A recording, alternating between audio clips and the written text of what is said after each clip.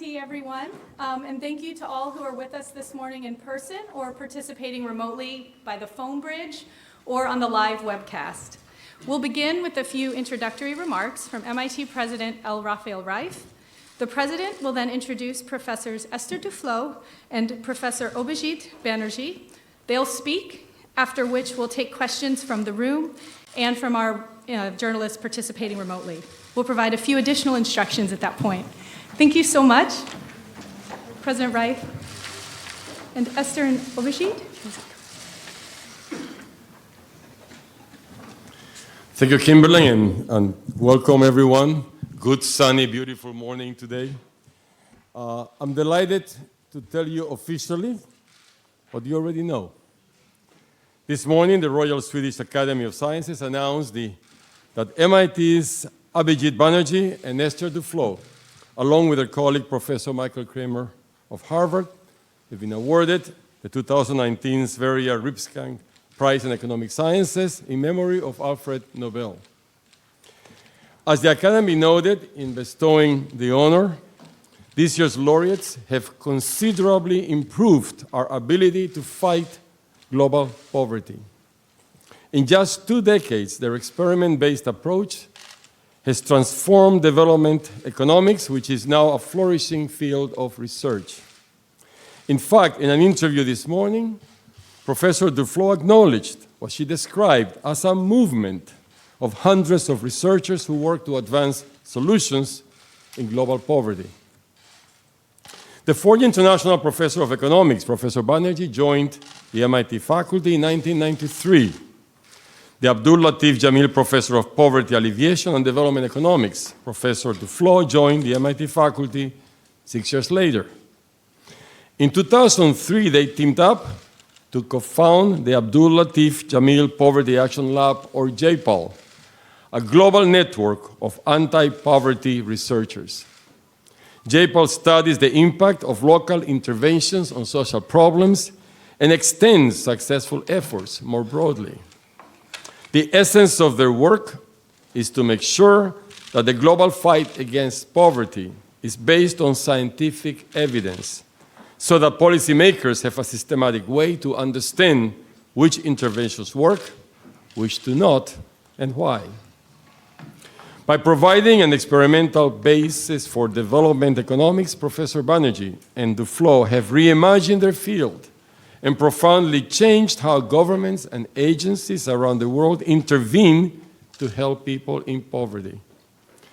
In doing so, they provide a proud reminder of MIT's commitment to bring knowledge to bear on the world's great challenges. The Institute's mission calls on us to use our distinctive grounding in science and technology to make the world a better place in service to humanity. That is the definition of JPAL. Professors Banerjee and Duflo are the 6th and 7th individuals to win the Nobel Prize in Economic Sciences while serving on MIT's faculty. With this achievement, they build on the remarkable legacy of Professors Paul Samuelson, Franco Modigliani, Robert Solow, Peter Diamond, and Ben Holmstrom. MIT Economics is known for its combination of superb economic talent and a commitment to making a better world. And Abhijeet and Esther stand as a wonderful example of both. We're deeply proud of our newest Nobel laureates and the entire economics department. And on that note, please join me in welcoming Professors Abhijeet Banerjee and Esther Duflo.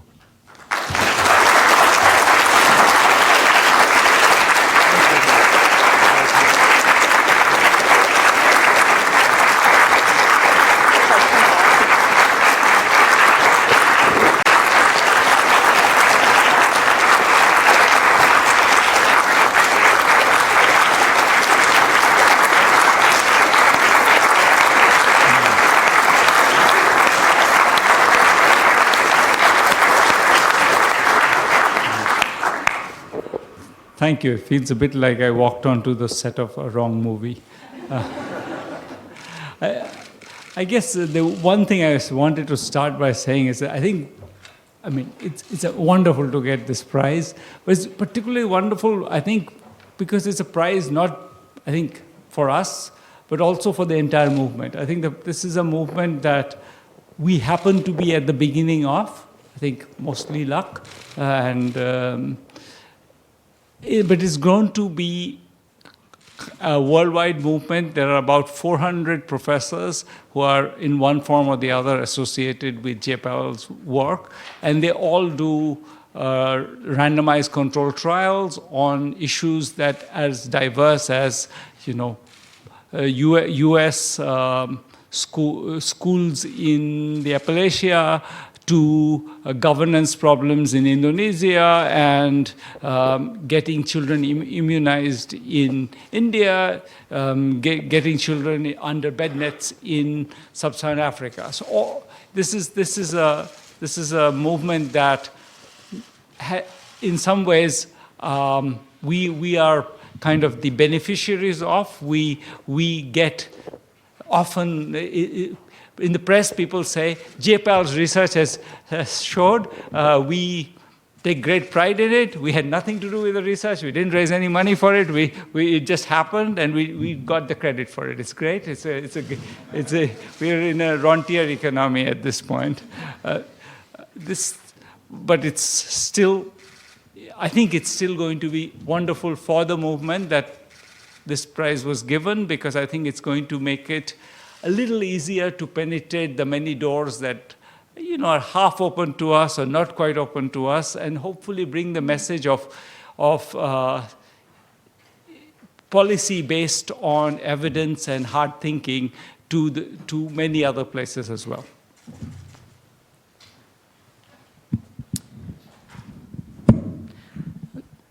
The world today is full of somewhat depressing news, especially in the international geopolitical stage. And in the middle of this depressing news, the one hopeful thing there is that the fate of the world's poor has really tremendously improved over the last 3 decades. People don't tend to realize that. People in the US usually are persuaded that poverty keeps increasing, for example. But the truth is that over the last 3 decades, the two groups that did relatively well in world's economy are the ultra-rich and the ultra-poor. Why are the ultra-poor doing better? Or in part because some economies are growing fast.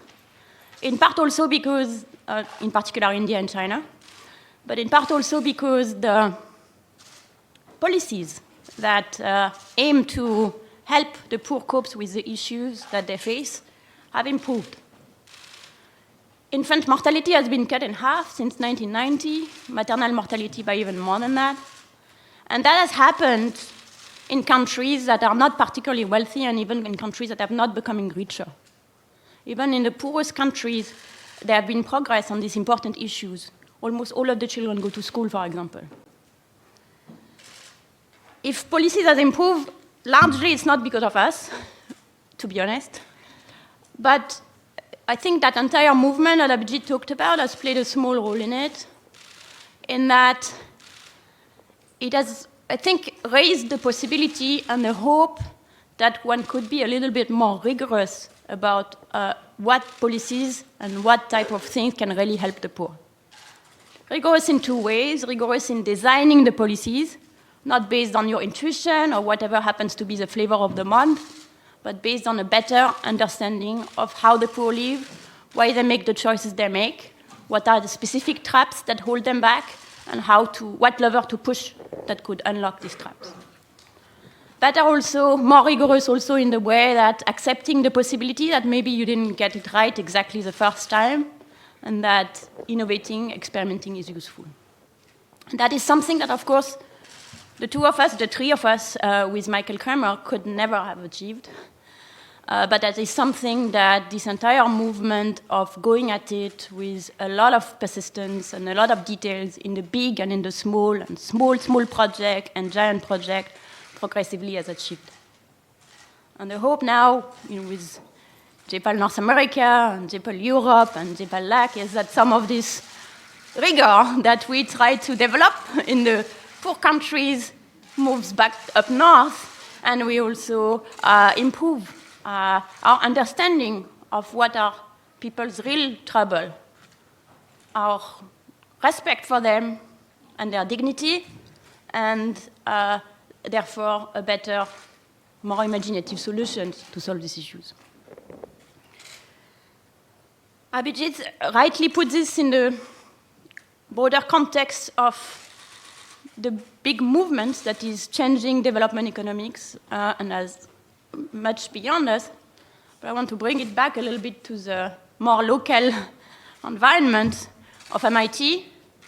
As you know, I'm a MIT product through and through, came to do my PhD here, was hired as an assistant professor against all norms, never left. When I made this choice, many wise people told me that it was a horrible career move and was probably leading to perdition. I said, I understand that it's not good to stay in your own institution, but I think this is here that I have the right environment to pursue what I want to pursue.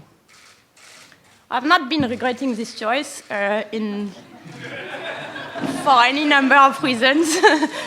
And so I want to thank, first of all, the department, from my advisor. It's a bit awkward because it's one of them, and but Josh Angrist, who is the other one, and Michael Kramer, who I guess makes it doubly awkward, and also the entire faculty who taught me, and all of the students who were with me. And I think together, so this is not a part that Abhijeet enjoyed as a student, since he had the misfortune of being down the road. But we also want to thank the department for being a wonderful place to work and to talk about economics.